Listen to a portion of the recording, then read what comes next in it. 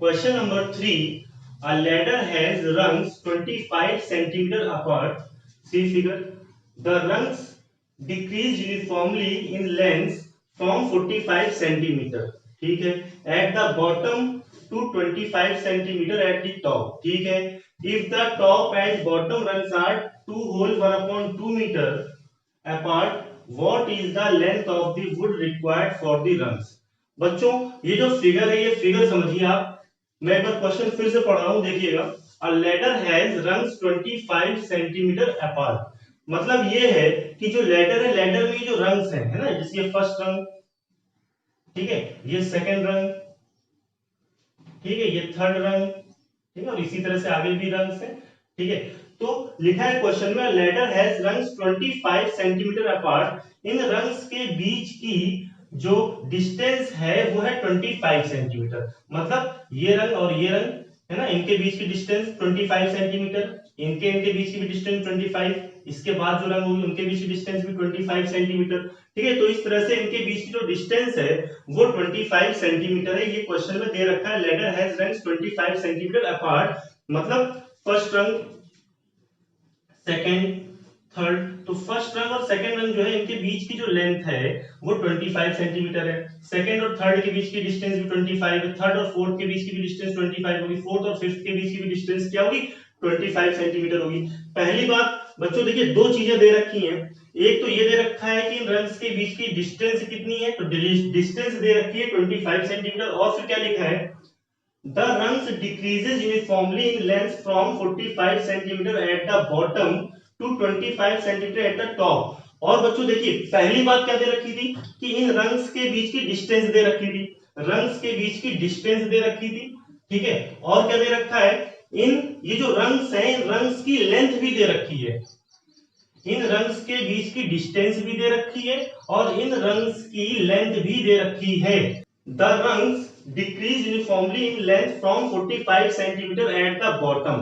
ठीक है. बॉटम जो रंग है उसकी लेंथ है 45 centimetre to 25 centimetre at the top. और जो टॉप रंग है उसकी लेंथ है 25 सेंटीमीटर. फिर लिखा है if the top and bottom rungs are 2 whole 1/2 metre apart. Top और बॉटम रो, ये टॉप और बॉटम रंग्स जो हैं इनके बीच की लेंथ है 2 होल 1/2 मीटर. ये दे रखा है. What is the length of the wood required for the rungs? ठीक है. रंग्स के लिए ये जो रंग्स है 1 2 3 और इस तरह से ये भी कोई रंग होगी. ठीक है. इस तरह से जो ये रंग्स है, इन रंग्स के लिए कितनी वुड लगेगी वो हमें बताना है. हम ये पता कर ले कि नंबर ऑफ रंग्स कितनी है. अगर नंबर ऑफ रंग्स पता चल जाए हमें तो हम जो रंग्स है उनकी टोटल लेंथ पता कर लेंगे. ठीक है. तो हमें ये पता चल जाएगा कि कितनी वुड की जरूरत हो रही है. एक बात समझना बच्चों, जैसे ये लैडर है, ठीक है,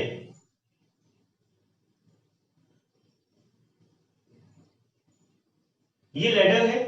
ठीक. और बच्चों टॉप और बॉटम जो रंग है इनके बीच की डिस्टेंस मैंने दे रखी है कि 10 मीटर है. एग्जांपल दे रहा हूं, 10 मीटर है या 10 मीटर ज्यादा हो जाएगा, 10 सेंटीमीटर ले लेते हैं. 10 सेंटीमीटर है और इन रंग्स के बीच की डिस्टेंस जो है ये 2 सेंटीमीटर है. तो नंबर ऑफ रंग्स कितनी हो जाएंगी जरा समझना. देखिए नंबर ऑफ रंग्स क्या है, 1 2 3 4 5 6. ये 6 कैसे आ रहा है? जब आपने क्या किया, 10 में 2 से डिवाइड किया. मतलब टॉप और बॉटम जो रंग है इनके बीच की डिस्टेंस देखी 10 थी, है ना. तो 10 में डिवाइड किया, जो कॉन्जिक्यूटिव रंग्स है उनके बीच की डिस्टेंस है 2 से. ठीक है. और 1 प्लस कर दिया तो 2 5 जा 10, 5 प्लस 1 6 रंग्स आ जाएंगे. तो काउंट करिए 1 2 3 4 5 6 आ रहा है ना. तो अगर आपको नंबर ऑफ रंग्स फाइंड करनी है तो आप टॉप और बॉटम रंग के बीच की डिस्टेंस देखें कितनी है, उसमें डिवाइड करें जो कॉन्जिक्यूटिव रंग्स है उनके बीच की डिस्टेंस है और 1 ऐड कर दें. ठीक है. तो इसी तरह से बच्चों इस क्वेश्चन में आप देखेंगे number of rungs, number of rungs, number of rungs कितनी है बच्चों. तो देखिए टॉप और बॉटम जो ये रंग है इनके बीच की डिस्टेंस, इनके बीच की डिस्टेंस क्या है, 2 होल 1/2 मीटर. जैसे इनके बीच की डिस्टेंस 10 सेंटीमीटर थी, इसी तरह से टॉप और बॉटम जो रंग है इनके बीच की डिस्टेंस क्या है, 2 whole 1/2 metre. 2 whole 1/2 metre upon, और जो कॉन्जिक्यूटिव रंग्स है उनके बीच की डिस्टेंस देखें, जैसे यहाँ पर 2 दिया था, ठीक है, यहां पर दे रखा है 25 सेंटीमीटर। और बच्चों क्या करना होता है, +1 भी करना पड़ता है, +1 भी करेंगे। तो ये हो गया 2 2 जा 4 1 5 5/2। ठीक है, मीटर में था, मीटर को हम सेंटीमीटर में कन्वर्ट कर ले तो यूनिट सेम हो जाएगी। मीटर को सेंटीमीटर में कन्वर्ट करने के लिए 100 से मल्टीप्लाई कर देते हैं, अपॉन 25 + 1, 2 से कैंसिल करेंगे ये 50 हो जाएगा, 250/25 + 1, 25 10 जा 250, 10 + 1 11। तो नंबर ऑफ रंस आ गए 11। अब देखिए क्वेश्चन में क्या पूछा गया, what is the length of the wood required for the runs. तो हम लिखेंगे length of the wood required for the runs. तो भाई वुड, कितनी वुड लग रही है उसको देखना है हमें। तो बच्चों देखिए, नंबर ऑफ रंस क्या है भाई, नंबर ऑफ रंस है 11। ठीक है, तो n/2 मतलब 11/2। ठीक है, a + an फर्स्ट रंग, ठीक है, और लास्ट रंग जो है उनकी लेंथ को ऐड कर दें, 45 + 25।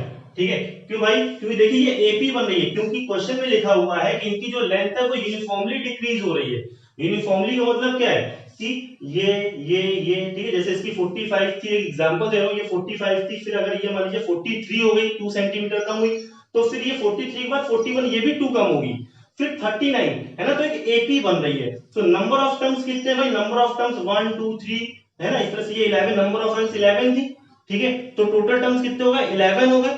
ठीक है, फर्स्ट टर्म 45, लास्ट टर्म 25। ठीक है, तो n/2 a + an, sum of n terms का आपने फॉर्मूला पढ़ा है। तो टोटल वुड की लेंथ हमें फाइंड करनी है, कितनी वुड जो है रंग्स को बनाने में लग रही है। तो आप क्या करेंगे, जो रंग्स की जो लेंथ है, ठीक है, इनको ऐड करेंगे। तो नंबर ऑफ रंग्स 11, इसलिए 11/2। ठीक है, sum of first and last रंग, sum of the length of first and last रंग, तो 25 + 45 कर दिया हमने, 11/2, 5 + 5 10 0 कैरी 1, 4 2 6 1 7, 11 5 जा 55, 11 3 जा 33, 33 + 5 38, 385। और यूनिट हो जाएगी सेंटीमीटर। सेंटीमीटर, सेंटीमीटर इसलिए होगा क्योंकि ये 45 और 25 ये सेंटीमीटर में थे, 385 सेंटीमीटर आंसर आ गया। बच्चों एनसीईआरटी में जो आंसर दे रखा है वो गलत दे रखा है, वहां पर नंबर ऑफ रन्स दे रखी है 10।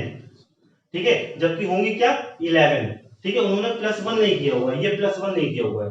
ठीक है, तो आप क्या करेंगे, +1 जरूर करेंगे, तो आंसर आपका 11 होगा। और वहां पर ये जब इन्होंने 10 ले रखा था तो उनका आंसर 350 आ रहा है, रॉन्ग है, आप आंसर 385 लेकर आएंगे, ये आंसर सही है। Pause the video and note it down.